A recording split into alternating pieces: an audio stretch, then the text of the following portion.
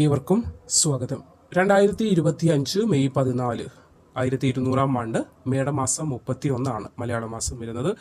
41 നാഴിക കഴിഞ്ഞ് 12 വിനാഴികയ്ക്ക് വ്യാഴം ഇടവം രാശിയിൽ നിന്നും മിഥുനം രാശിയിലേക്ക് മാറുന്നുണ്ട്. ഇതിന്റെ ഫലമായി 7 നക്ഷത്രക്കാർക്ക് ഗുണദോഷ സമ്മിശ്രമായ ഫലങ്ങളാണ്. എങ്കിൽ പോലും ചില മാറ്റങ്ങളൊക്കെ ജീവിതത്തിൽ വരികയും അല്പം ബുദ്ധിമുട്ടുകളൊക്കെയും വരുന്നുണ്ട്. അപ്പോൾ രണ്ടും തുല്യമായ അളവിലാണ് വരുന്നത്. ഗുണവും അധികരിക്കുന്നില്ല, ദോഷവും അധികരിക്കുന്നില്ല. അപ്പോൾ 7 നക്ഷത്രക്കാർക്കാണ് ഈ ഒരു മാറ്റം പറയാൻ പോകുന്നത് അല്ലെങ്കിൽ വരാൻ പോകുന്നത്. അത് ഒരു മെയ് 14 41 നാഴിക കഴിഞ്ഞ് 12 വിനാഴികയ്ക്കാണ് വ്യാഴം ഇടവം രാശിയിൽ നിന്നും മിഥുനം രാശിയിലേക്കുള്ള രാശിമാറ്റത്തിനായി ഒരുങ്ങുന്നത്. ആ ഒരു സമയം 7 നക്ഷത്രക്കാർക്ക് ഗുണദോഷ സമ്മിശ്രമായ ഫലങ്ങൾ ഉണ്ടാകുന്നുണ്ട്. ആ നക്ഷത്രക്കാർ അവർക്ക് ഏതൊക്കെ വിധത്തിലുള്ള ഭാഗ്യാനുഭവങ്ങൾ എത്തുന്നുണ്ട്, എന്തൊക്കെ മാറ്റങ്ങൾ ജീവിതത്തിൽ വരും, എന്തെങ്കിലും കരുതലുകൾ ആവശ്യമാണോ എന്നതിനെ കുറിച്ചൊക്കെ പറഞ്ഞു തരാം. അപ്പോൾ നമുക്ക് നോക്കാം ആ 7 നക്ഷത്രക്കാർ ആരൊക്കെയെന്ന്. ആദ്യത്തെ നക്ഷത്രം വരുന്നത് തിരുവാതിരയാണ്. തിരുവാതിര നക്ഷത്രക്കാർക്ക് വ്യാഴം 12ാം ഭാവത്തിൽ നിന്നും ജന്മത്തിലേക്ക് മാറുകയാണ്.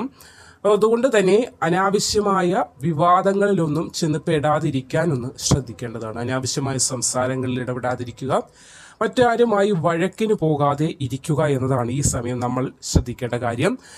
ധനം കൈകാര്യം ചെയ്യുമ്പോൾ വളരെയധികം കൃത്യത പുലർത്തുക. എല്ലാം ഒരു കണക്കൊക്കെ എഴുതി രേഖപ്പെടുത്തുക. അല്ലാതെ ഓർമ്മയിലിരിക്കുമെന്ന് പറഞ്ഞ് പണത്തിന്റെ കാര്യങ്ങൾ ഇറങ്ങിത്തിരിക്കരുത്. പിന്നീട് അത് വരുമ്പോൾ 1 രൂപയാണെങ്കിൽ പോലും നഷ്ടപ്പെട്ടു പോയാൽ നഷ്ടപ്പെട്ടത് തന്നെയാണ്, തിരിച്ച് പിടിക്കാൻ സാധ്യമാവുകയില്ല. അപ്പോൾ ഈ ഒരു സമയത്ത് കാശിന്റെ കണക്ക്, അത് ആരുമായിട്ട് ആയിക്കൊള്ളട്ടെ, ധനപരമായ കാര്യങ്ങൾക്ക് കൃത്യത വെച്ച് പുലർത്തണം. ധനം കൈകാര്യം ചെയ്യുമ്പോൾ സൂക്ഷിക്കണമെന്ന് പറയുന്നത് ധനം അല്പം കയ്യിലേക്ക് വന്നു ചേരാനുള്ള ഭാഗ്യം ഈ സമയത്ത് ഉണ്ടാവുകയും ചെയ്യും. ദൂർത്ത് ഒഴിവാക്കുകയും വേണം. കയ്യിലേക്ക് ധനം വരുമ്പോൾ ആവശ്യങ്ങൾ നിരവധി വരാറുണ്ട്. അപ്പോൾ അതിനെ ഒന്ന് ഒഴിവാക്കണം. ക്ഷമ അത്യാവശ്യമാണ്. കുടുംബത്തോടൊപ്പവും പ്രിയപ്പെട്ട ആളുകളോടൊപ്പം സമയം ചിലവഴിക്കാനുള്ള ഒരു ഭാഗ്യം കൂടി തിരുവാതിര നക്ഷത്രക്കാർക്ക് ഈ ഒരു സമയം ഉണ്ടാകുന്നുണ്ട്. ആത്മവിശ്വാസം വർദ്ധിക്കും. ഓവർ കോൺഫിഡൻസ് പാടില്ല. അമിതമായ ആവേശം അല്ലെങ്കിൽ അമിത ആത്മവിശ്വാസവും ചിലപ്പോൾ ദുരിതത്തിൽ കൊണ്ടുചെന്ന് ചാടിക്കും. അതുകൊണ്ട് ഏത് കാര്യവും 2 പ്രാവശ്യം ചിന്തിക്കുക. കുടുംബത്തോടൊപ്പം ഒന്നിരുന്ന് അവരുമായി ഇത് ആരാഞ്ഞതിന് ശേഷം ഏത് കാര്യത്തിനും ഇറങ്ങി പുറപ്പെടുക. ബിസിനസ് ചെയ്യുന്ന ആളുകൾക്ക് ഉടൻ തന്നെ പുതിയ ഒരു പ്രോജക്റ്റ്, നിങ്ങൾ ആഗ്രഹിച്ചതുപോലെയുള്ള ബിസിനസ് നേട്ടം, ഇതൊക്കെ വരുന്ന സമയം കൂടിയാണ് തിരുവാതിര നക്ഷത്രക്കാർക്ക്. രണ്ടാമത്തെ നക്ഷത്രം വരുന്നത് ആയില്യമാണ്. ആയില്യം നക്ഷത്രക്കാർക്ക് വ്യാഴം 11ാം ഭാവത്തിൽ നിന്നും 12ാം ഭാവത്തിലേക്ക് മാറുന്നുണ്ട്. അതുകൊണ്ട് ചിലവുകൾ നിയന്ത്രിക്കുക. സാമ്പത്തിക വിഷമങ്ങൾക്ക് ഇടവരാതെ സൂക്ഷിക്കുക. 12ലാണ് വ്യാഴം. അപ്പോൾ അല്പം സാമ്പത്തിക ബുദ്ധിമുട്ടുകളൊക്കെ വരാനും കടം വാങ്ങിക്കേണ്ട അവസ്ഥ, കയ്യിൽ നിന്ന് ധനം നഷ്ടപ്പെടേണ്ട അവസ്ഥയൊക്കെ വന്നേക്കാം.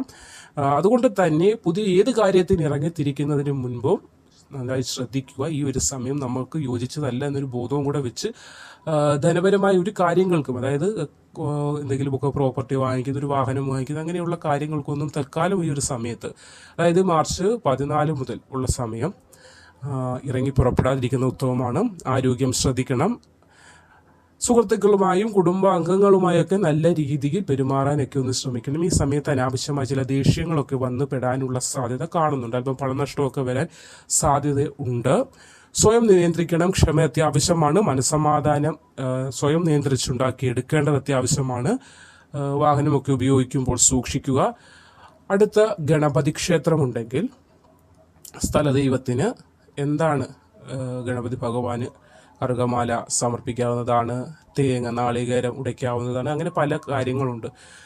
അത് ഏതെങ്കിലും നിങ്ങൾക്ക് പൂജാമുറിയിൽ ഇരുന്ന് ഭഗവാനെ മനസ്സൊരുകി ഒന്ന് പ്രാർത്ഥിക്കുന്ന വേളയിൽ ആദ്യമായി മനസ്സിലേക്ക് ഓടിയെത്തുന്ന നേർച്ച, അത് എന്തുമാകട്ടെ, ആ നടയിൽ സമർപ്പിക്കുക. ശർക്കരയാകാം, അങ്ങനെ എന്തുമാകാം, സമർപ്പിച്ച് പ്രാർത്ഥിക്കുക. അനാവശ്യ ചിലവുകൾ അല്ലെങ്കിൽ അനാവശ്യ ബുദ്ധിമുട്ടുകളിൽ നിന്നൊക്കെ മോചനം തരണേ, തടസ്സങ്ങൾ നീക്കിത്തരണേ എന്ന് പ്രാർത്ഥിക്കുക.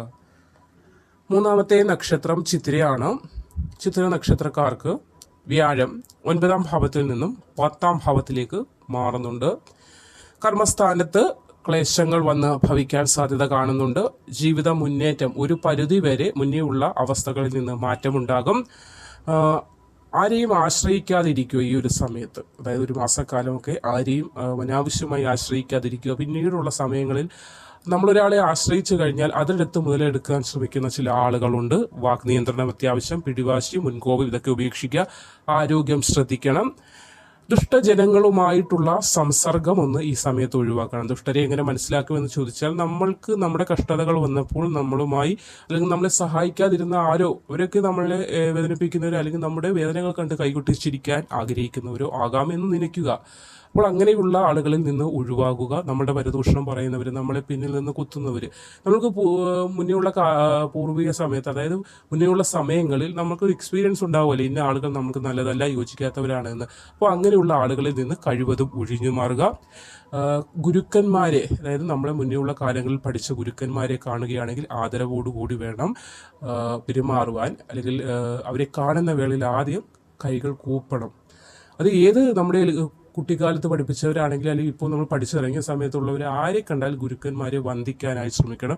പകുതി ദോഷങ്ങളും ബുദ്ധിമുട്ടുകളും പാപങ്ങളും ഒക്കെ അതിലൂടെ തന്നെ ഒഴിഞ്ഞു പോകും. അപ്പോൾ ഗുരുജനങ്ങളുടെ പ്രീതി ഈ ഒരു സമയം നിങ്ങൾക്ക് ആവശ്യമാണ്. തൃക്കേട്ട നക്ഷത്രമാണ് അടുത്തത്. വ്യാഴം 7ാം ഭാവത്തിൽ നിൽക്കുകയായിരുന്നു, ഇനി അഷ്ടമത്തിലേക്ക് മാറുകയാണ്. അതുകൊണ്ട് തന്നെ ഏത് കാര്യത്തിനും ശ്രദ്ധ അത്യാവശ്യമാണ്. നിങ്ങൾക്ക് ആലോചിക്കാതെ ചെയ്തു പോയ ചില മുന്നേയുള്ള സമയങ്ങളിൽ ചെയ്തു പോയ ചില അനർത്ഥങ്ങൾക്ക് ഇനി ചിലപ്പോൾ പശ്ചാത്തപിക്കേണ്ടതായ അവസ്ഥയൊക്കെ വന്നു ചേരാനുള്ള സാധ്യതയുണ്ട്. അതുകൊണ്ട് സൂക്ഷിക്കുക. ഉദ്യോഗസ്ഥരായ ആളുകൾക്ക് മേലധികാരിയിൽ നിന്ന് അല്പം താക്കീതോ അല്ലെങ്കിൽ ഒരു ഇനി ഇത് ആവർത്തിക്കരുത് എന്ന രീതിയിലുള്ള ചില വാർണിംഗ്സോ ഒക്കെ കിട്ടാനുള്ള സാധ്യത കാണുന്നതിനാൽ തന്നെ നിങ്ങൾ മുന്നേ തന്നെ ഏത് ജോലിയും കൃത്യമായി ചെയ്ത് തീർക്കാൻ ശ്രമിക്കുക. സഹപ്രവർത്തകരുമായൊക്കെ സൗമ്യമായി പെരുമാറുക. ദേഷ്യത്തിലൊന്നും ആരോടും പെരുമാറാതിരിക്കുക. ആത്മീയ കാര്യങ്ങളിൽ താല്പര്യം വർദ്ധിക്കും. ഏതെങ്കിലുമൊക്കെ മന്ത്രങ്ങൾ, പൂജ കാര്യങ്ങളിലൊക്കെ ഇടപെടുക. അതായത് ക്ഷേത്രത്തിൽ ചെന്ന് പൂജയിലൊക്കെ പങ്കുചേർന്നാൽ തന്നെ ഒരു പോസിറ്റീവ് ഊർജ്ജം നിങ്ങളിലേക്ക് പ്രവഹിക്കും. പിന്നെ വീട്ടിൽ വന്ന് കുളിച്ച് അതിനുശേഷം പൂജാമുറിയിൽ കയറി ഏതെങ്കിലുമൊക്കെ നാമപുസ്തകങ്ങളൊന്ന് ഒരു 10 മിനിറ്റ്, ഏറ്റവും കുറഞ്ഞത് 10 മിനിറ്റ് പറയുകയാണ്. കൂടുതൽ എത്ര നേരവും വേണമെങ്കിലും നിങ്ങൾക്കത് ചൊല്ലാവുന്നതാണ്. അപ്പോൾ തന്നെ നമ്മളെ ഉള്ള വലയം ചെയ്തിരിക്കുന്ന ബുദ്ധിമുട്ടുകളൊക്കെ ഒഴിഞ്ഞു പോകും. വിദ്യാർത്ഥികൾ ഈ ഒരു സമയം എക്സാമിൻ്റെയൊക്കെ സമയമാണ്. അതുകൊണ്ട് അലസത വെടിഞ്ഞ് നിങ്ങൾക്ക് വേണ്ടിയാണ് ഇത് പഠിക്കുന്നത് എന്ന ബോധത്തോടു കൂടി മുന്നോട്ട് പഠിക്കാൻ ശ്രമിക്കുക.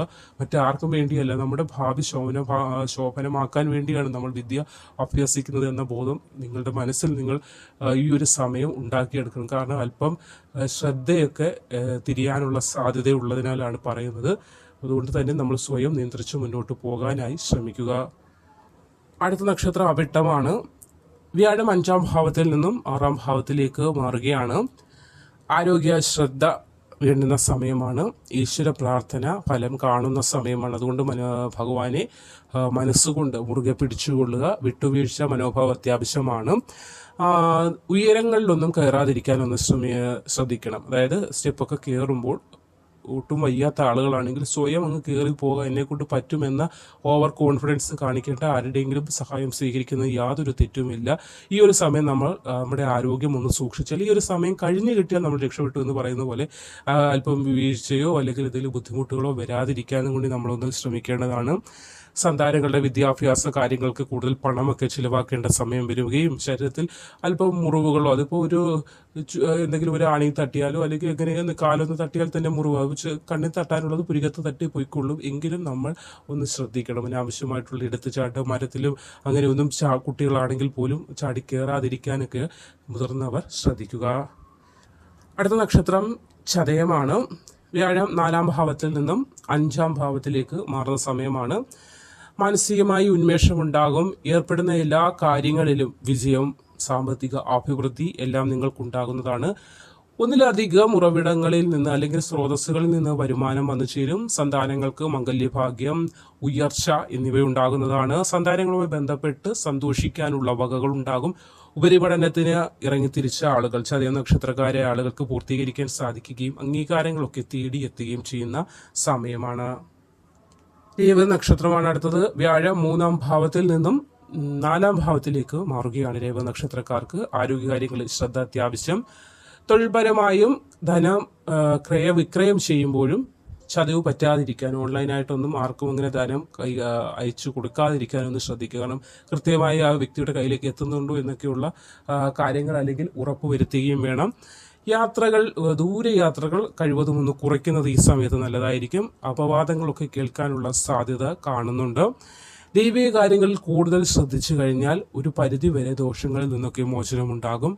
അതുപോലെ തന്നെ മറ്റുള്ളവരുടെ പ്രലോഭനങ്ങൾ അല്ലെങ്കിൽ ചില ഫ്രണ്ട്സുകൾ ഫോഴ്സ് ചെയ്തിട്ട് ചില കാര്യങ്ങൾ, ദുശീലങ്ങൾ, അതായത് മദ്യമായാലും മറ്റുള്ള എന്ത് കാര്യമായാലും അങ്ങനെ പറഞ്ഞു നീ ഒന്ന് ട്രൈ ചെയ്ത് നോക്കടാ എന്നൊക്കെ പറഞ്ഞ് ആരെങ്കിലുമൊക്കെ ഫോഴ്സ് ചെയ്താൽ പോലും ദുശീലമായിട്ടുള്ള ഒരു കാര്യങ്ങൾക്കും ഇറങ്ങിത്തിരിക്കാതിരിക്കുക. കാരണം ഈ സമയം നമ്മൾ ചുമ്മാ ഒന്ന് ചെയ്ത് നോക്കാം എന്ന് ചെയ്യുന്നത് പോലും വലിയ ഭാവിയിൽ നമ്മുടെ ജീവിതം തന്നെ നഷ്ടപ്പെടുന്ന രീതി, അതായത് അപവാദങ്ങളും പെരുദോഷങ്ങളും ഒക്കെ കേൾക്കാനുള്ള സാധ്യത ഉള്ളതിനാൽ തന്നെ എന്ത് കൂട്ടുകെട്ടുകളാണെങ്കിലും അവർ പറയുന്ന കാര്യങ്ങളൊന്നും ചെയ്യാതെ, അതായത് നമ്മൾക്കൊരു സ്റ്റാൻഡ് വേണം. അവർ പറയുന്നത് ഇതൊന്ന് ട്രൈ ചെയ്ത് നോക്കണ എന്ന് പറയുമ്പോൾ അങ്ങനെയുള്ള ഒരു കാര്യങ്ങൾക്കും ഇറങ്ങി തിരിക്കാതിരിക്കുക. അത് കേൾക്കുന്ന കുട്ടികളോടാണ് പറയുന്നത്.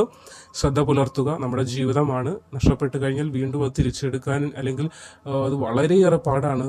വേറെ എന്താണെങ്കിലും നമുക്കൊരു വാഹനം കേടായാലോ അല്ലെങ്കിൽ ഒരു കാര്യങ്ങൾ എന്തെങ്കിലുമൊക്കെ ഒരു കയ്യിൽ നിന്ന് മൊബൈലാണെങ്കിൽ പോലും ചീത്തയായാൽ തിരിച്ചെടുക്കാൻ പറ്റും. പക്ഷേ ജീവിതമാണ്. ഒന്ന് നഷ്ടപ്പെട്ടോ അല്ലെങ്കിൽ അപവാദങ്ങൾ പറഞ്ഞാലോ കേൾക്കേണ്ടിയൊക്കെ വന്നാൽ പിന്നീട് ആ ഒരു പേര് അത് മാറ്റിയെടുക്കാൻ വളരെയധികം പ്രയാസമാണ്. അതുവഴി അമ്മമാരും അച്ഛന്മാരും അനുഭവിക്കും ഒരുപാട് വിഷമങ്ങൾ. അതൊക്കെ നമ്മൾ എത്ര ജന്മം കഴിഞ്ഞാലും അതിന് നമ്മൾ ഒരു മോചനം, ആ പാവത്തിൽ നിന്നും മോചനം കിട്ടുകയില്ല. അതുകൊണ്ട് കുട്ടികൾ ഇപ്പോൾ വിദ്യാഭ്യാസം ചെയ്യുന്ന ഇപ്പോഴുള്ള കുഞ്ഞ് മക്കളോട് പറയാനുള്ളത് അനാവശ്യ കൂട്ടുകെട്ടുകളിൽ ഒന്നും ചെന്ന് ചാടാതിരിക്കുക. ഈ സമയം നിങ്ങളൊന്ന് കെയർഫുള്ളായി കഴിഞ്ഞാൽ വിദ്യാഭ്യാസ സമയമാണ്. അതുകൊണ്ട് അതിൽ കോൺസെൻട്രേറ്റ് ചെയ്ത് മുന്നോട്ട് പോകാനൊന്ന് ശ്രമിക്കുക.